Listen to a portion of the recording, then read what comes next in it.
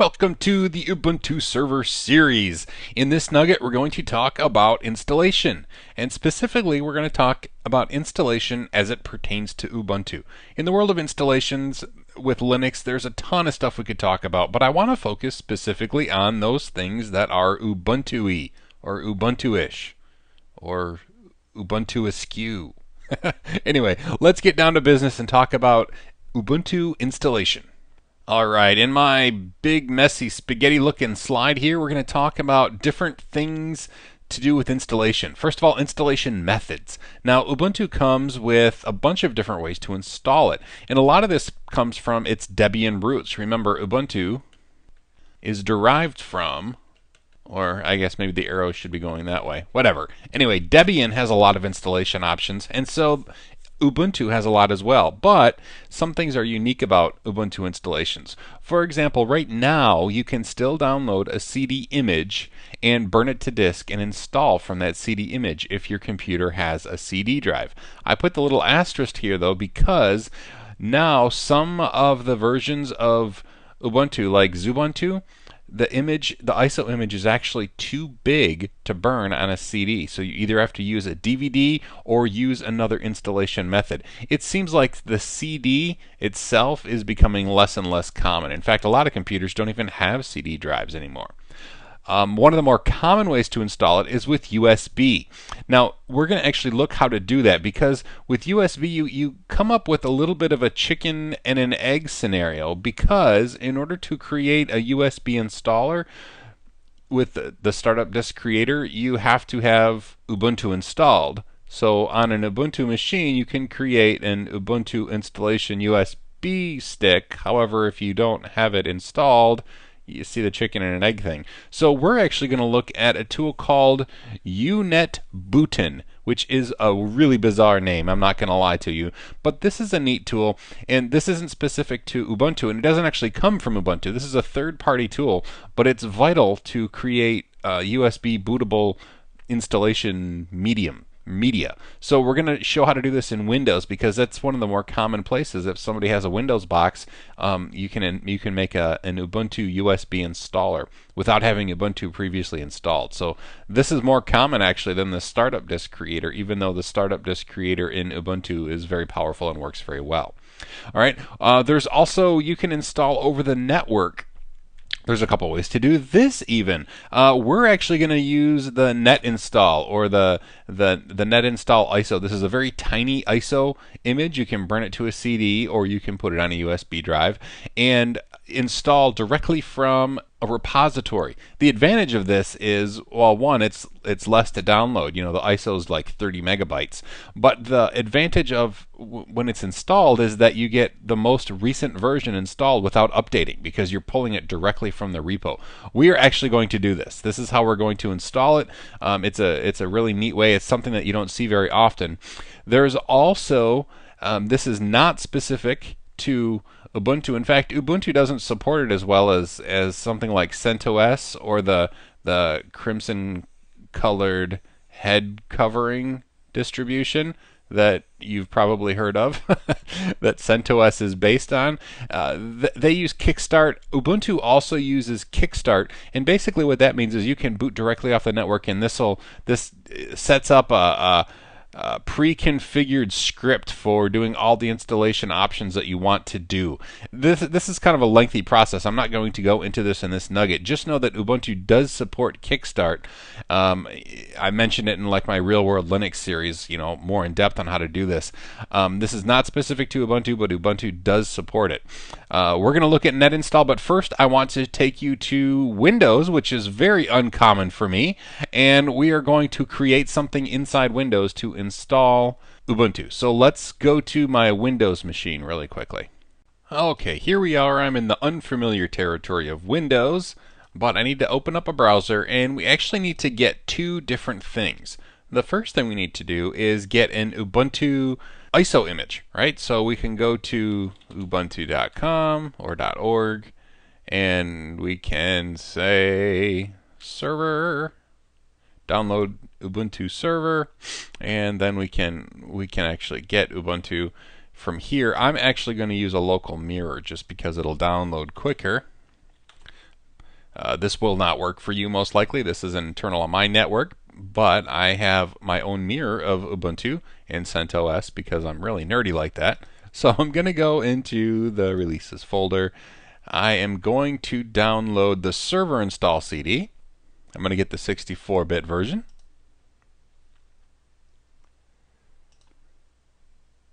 And it should download very quickly.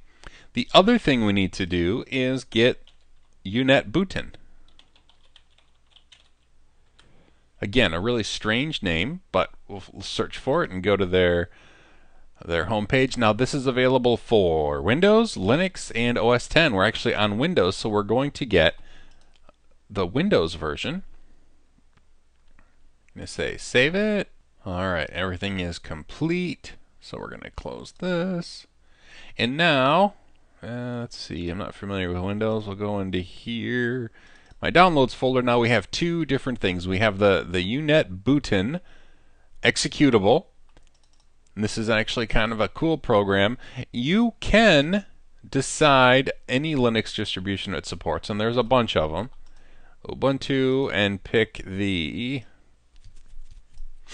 one of the versions here. You can get that. You can create a net install USB. We're actually going to use a net install ISO that we're going to download in a few minutes to do our install. But you can download stuff from here. You'll notice there's actually not a server version of this here, and that's fine. You don't have to actually have it downloaded anyway because we've already downloaded it. So we're going to choose an ISO image, right? Disk image ISO. We're going to find it. It's in our downloads folder right here. And now you'll see I don't have a USB drive in. So let me install, or let me plug in a USB drive. Okay, so now I've installed the USB drive. Actually, I'm probably going to have to restart this program. There. Okay, see, it's detected my USB drive as E. I'm going to select my ISO file again, that one that we downloaded. And then it's just a matter of clicking OK. It's going to go through and install and create a bootable USB drive that will allow us to install that ISO that we've downloaded. It'll allow us to install it right off of the USB drive. It says not responding. See, I don't like Windows. This is just as it's writing to the USB drive. It's not as responsive as it could be, but it's going to finish this process. It takes quite a while. I have 1 gigabyte flash drive. You need something at least a gigabyte in size because a CD image is like 700 and some megabytes. So you have to make sure you have at least a 1 gigabyte file or 1 gigabyte flash drive, and it will go through and create a bootable drive. We're going to just let this go in the background because we're going to install with a different method. But you need to know, if you're in Windows or in OS X, once you create this file with UNetBootin and allow it to go through its entire process, you can then boot your system from that USB drive, and it'll act just as if it were a CD that you've booted from. Again, it's a really slick way to install Linux if you don't already have Linux installed, because with Linux installed you could use its own USB creation tool, but we don't have that. So this is UNetBootin in Windows, and you got to see Sean Powers use Windows. It's not a terribly common occurrence. All right. So what we're going to talk about now is net install. What net install does, this is a small ISO image. You download the small ISO image, and you can, like you said, like you just saw, you can actually create a UNetBootin USB drive with net install, or you can use an ISO, create a CD, or what we're going to do is actually use the downloaded ISO file in our virtual server environment, like in our VMware environment, so that we can install with net install. And this has boot code, so it has a kernel on the CD that it will allow us to boot from. And that's about it. And it has enough to get the network going so that we can finish the install over the network. So let's see how that works on our virtual machine. Well, first things first, this is still doing its thing, but we're going to open up a browser. Might as well use Windows, right? And we're going to look for Ubuntu 12.04 net install. So search for this, and we're going to come up with this. It's the installation or minimal CD. Okay, that's what they call it, the minimal CD or net install. And basically, since all we get is boot code and enough to bring up the networking, there is no desktop or server or alternate CD to choose from. All we get to choose is 64-bit or 32-bit and what version. And then we get to decide during the install what version we want to install. So we're going to go with 64-bit. We're going to go with 1204 because this is, again, the LTS version. So we're going to download this ISO. It's only 30 megabytes.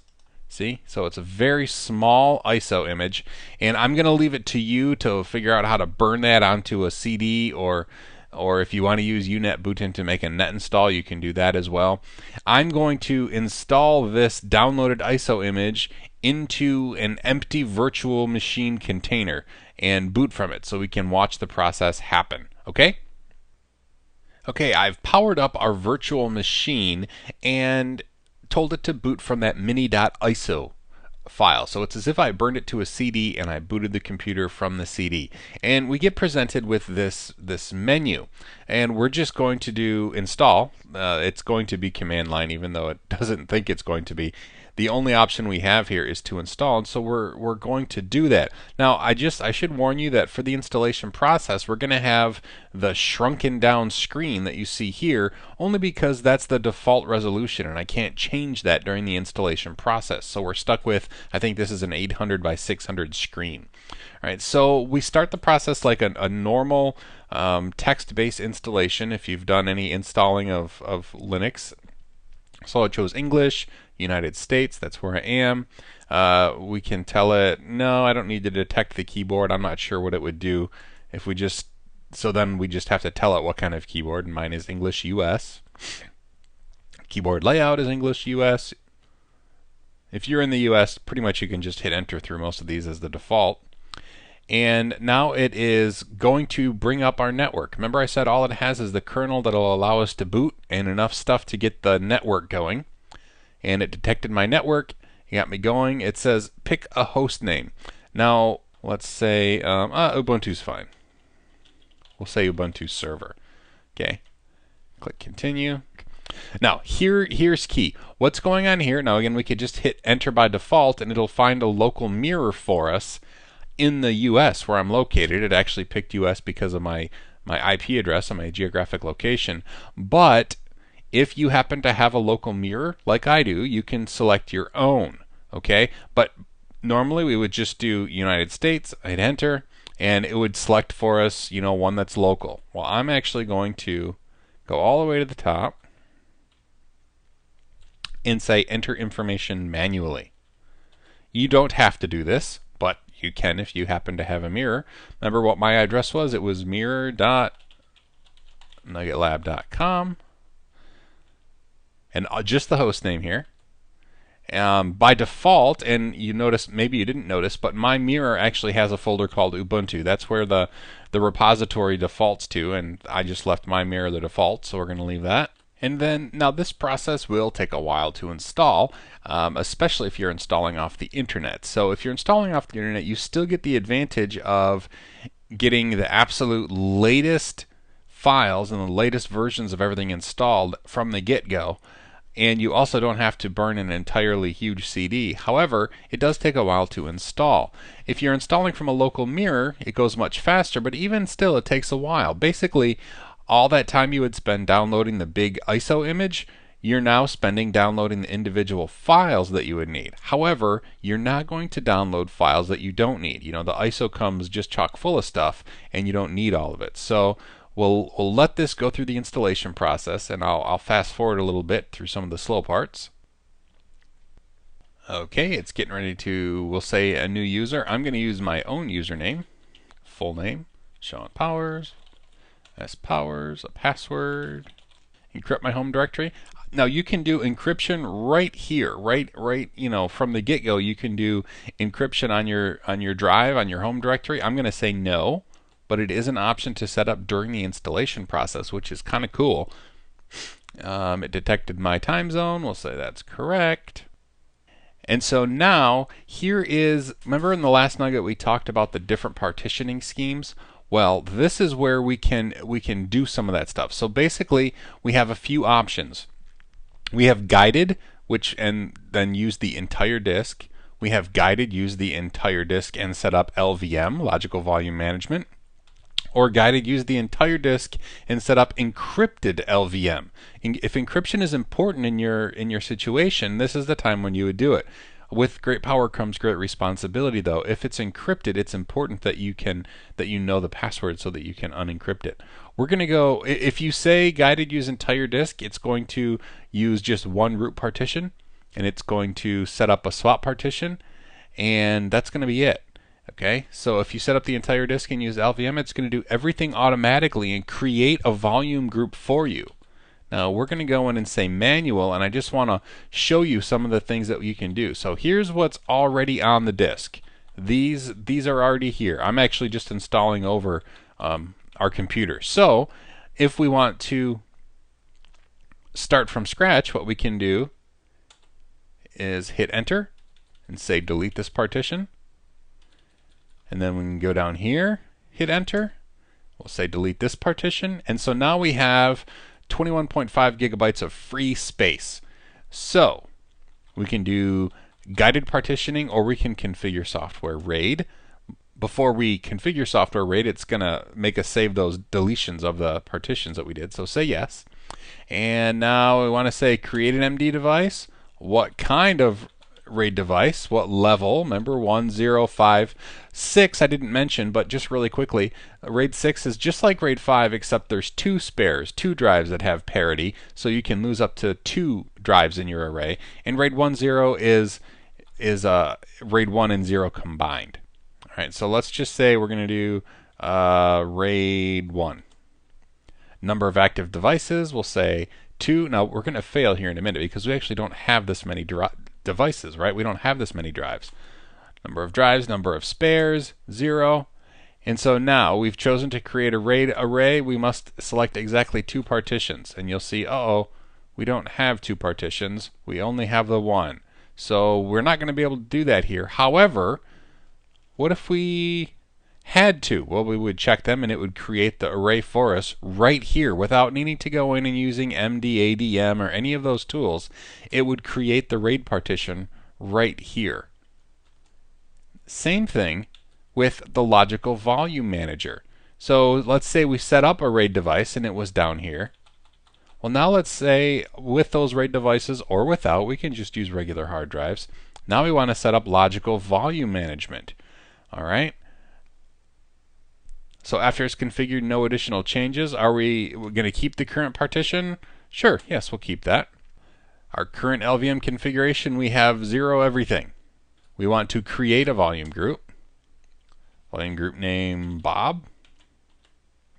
What device are we going to put in that new volume group? Well, we do have a device to put in there. SDA, right? The 21.5 gigabyte drive. So we're going to select that, hit continue. And now it says the partitioning scheme has to be written to disk. Are you sure this can't be undone? Danger, Will Robinson. Yes, we'll configure LVM. So now if you look up there, it says right here, free physical volumes. We have 0 physical volumes free. Remember PV? We have none free. We're using our 1 physical volume, and we have 1 volume group. And that volume group is called Bob. I just named it Bob randomly. So we have 1. Logical volumes, we have no logical volumes right now. We just have a storage pool. So we just made our like virtual SAN, but we didn't create a volume yet. So we need to create a volume because that's what we're going to use to install. So let's create a logical volume. And what group are we going to create that logical volume in? Well, how about Bob, since that's the only one that we have. Logical volume name, we'll call it Bob's drive. Continue. How big? It by default made it the maximum size of the drive. Let's make this a little bit smaller. And we can use G for gigabytes. Let's say we're going to make it 15 gigabytes. All right, let's display configuration details so we can see exactly what's in there. So does this kind of seem familiar for the stuff that we were doing in the last nugget on the command line, looking at what's going on behind the scenes? This is a much easier way to configure it, wouldn't you agree? Because we've already done all that same stuff. We even get a nice little summary screen here. So the volume group we created is Bob. We know that it only has one physical volume in it, right? It uses this physical volume that it created and made the proper, it already made the proper partition and the proper partition type. We provide one logical volume called Bob's drive that's 15 gigabytes long, right? And so there's still some storage left in our volume group, which we could use at some other time. So we'll click continue. All right, and now we're finished. We have a logical volume. That's what we're going to use to install on, so we'll say finish. So now, okay, this is what we have. We're back to what partitions are we going to put where, okay? So we have this LVM Bob's drive, 15 gigs. See, does that make sense? We just made that. So now it sees this as a drive. Now down here, it says this is our physical drive, but it's full, right? We can't use this one because we've already created a logical volume, LVM. A logical volume manager is using this drive, so we can't install on this drive. But we have this logical volume managed Bob's drive on the Bob volume group. This is starting to get confusing. I apologize there. But we have this available, right? This Bob's drive logical volume is available. We're going to hit enter, and we get to decide what we're going to use it as. Well, hit enter. We're going to format it ext4. Okay? So ext4, we'll say the mount point is going to be the root file system. And that's about it. Done setting up the partition. Okay, so now we have the root partition set up. It's going to be formatted ext4. It's going to be on that logical volume called Bob's drive. And now, if you're scratching your chin saying, Sean, but what about some swap space? We didn't set up any swap space. Well, you're right. Well, what could we do? Well, we have the flexibility of this logical volume manager going on. So why don't we create ourselves from our volume group? Yes, we'll save changes. So why don't we create a logical volume on the Bob volume group? We're going to call it Bob's swap. How big? Should we fill up the rest of our volume group with our swap partition? Sure, why not? So we'll take the default maximum. We'll say finished. And now, look, we have Bob's swap space, or Bob's swap. Now, it's not already swap. We just called it that, right? That's just the name of our logical volume. So we'll select that. And up here where it says use as, we're going to change this to use as swap area. Done setting up the partition. Bam! So now we have the root drive, we have the swap thing. It's all set up in the LVM, and we never had to touch the command line. It was all done right here. Pretty slick. Okay, so it's all set up. We could, if we had multiple drives, we could have set up RAID using this same configuration tool, right? We looked at that briefly, but we only had one drive. So it's all set up. Finish partitioning. Write changes to disk. Yes. So now it's going to go through and it's going to install the base system. Now this will take a while. So what you're going to see in the next few seconds here is when I'm done talking, we'll zip through the entire install because it's the next part of the install I want you to see. Okay, we get to decide here whether we want to have no automatic updates, install security updates automatically, or manage a system with Landscape. Landscape is a paid service through Canonical, so I'm not going to select that. We can have it install security updates automatically. Automatic updates can be kind of a scary thing, so think about this step when you're doing it. Do you want things to be installed automatically and possibly break your system? Now, security updates are generally safer than general updates, but think through this because you may not want to do that. Alright, and now here is the moment of truth. Now during the net install or the minimal CD installation, remember I said that there is no server version or there is no, it's just you get the minimal CD and you determine bitwise if you want 32-bit or 64-bit, and that's pretty much all you get.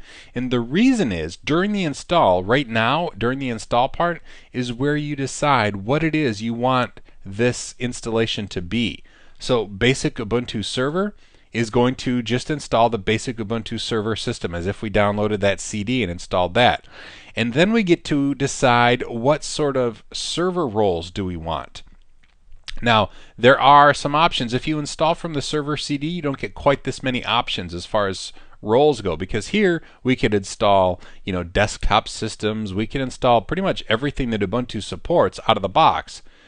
But if you use just the server install CD, you only get the server options. So generally what I do, I select Basic Ubuntu Server and Open SSH Server. I always want SSH. On any server I install, I want SSH installed.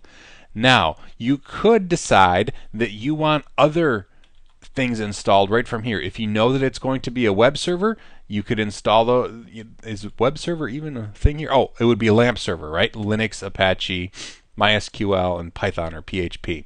Okay, so it could be a web server, a DNS server, mail server, OpenStack server, Tomcat server, Samba. If you know the type of server or you want to specify here, you can do that. However, don't worry that if you don't select here, you've shot yourself in the foot and that you can't do it later. You can install any services you want after the system is installed, and that's what I'm going to do. I'm going to say Open SSH Server just because I always do that. I always want SSH installed, and that's all I'm going to do. All right. If you wanted to install a desktop system, you could uncheck these and actually go through like Xubuntu Desktop. I love Xubuntu. That's what that's what we're going to use as our desktop system during this whole series. So that you could check that and it would install the desktop GUI version. But we want to install this. So I'm going to click continue. And now it's going to go through and install that role or those roles on the server. So it's going to be the basic server and OpenSSH. There's not going to be a web server installed. There's not going to be a DNS server installed. We're just going to get the bare bones server with SSH, and that's all that we're going to get on this server. We can install everything else we want later with apt-get. All right? We're not locked in just because we didn't check those boxes during the install. We're going to let this finish up, and then we'll see what system we have, and we'll get done with this installation nugget. Okay, now this is close to the last step that it's going to do. It's installing the bootloader on the hard drive. Now, generally, you just say yes here. Okay, it's going to be the master boot record on the hard drive. It's going to install it. It's going to work perfectly fine almost every single time, and we'll say yes. Remember when I said that in the last nugget that you used to have a boot partition that was small? Well, again, those days are gone. You just say yes, it's going to install it on the master boot record, and we should be good. The only time where you would want to change this is if you're doing like multiple operating systems on your drive, like you're doing a multi-boot kind of thing. Then you may have to worry about where your boot code is going to be stored. But if it's just a server like for this nugget series, just put it on the master boot record. Life is going to be good. Let's see. Is the BIOS set to UTC? I usually say yes there. Installation is complete. Eject the CD-ROM and click continue. So we're going to do that, and it's going to reboot the system into our server.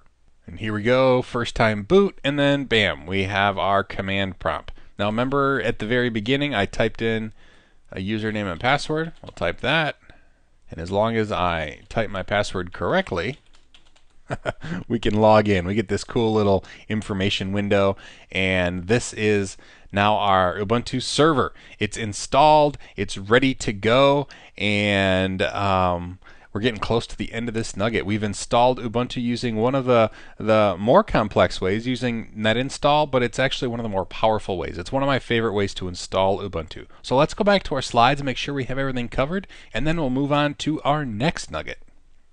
Alright, here we are at my even messier than when we started slide, and I just want to make sure we cover a couple things. So we did this. This is what we just did. We did the net install using that minimal CD, and we chose what type of install we wanted. We chose that Ubuntu Basic Server install, and that's why we didn't get a GUI. We didn't get a graphical user interface. We just got the text, the server-based CLI interface when we were done installing. Okay.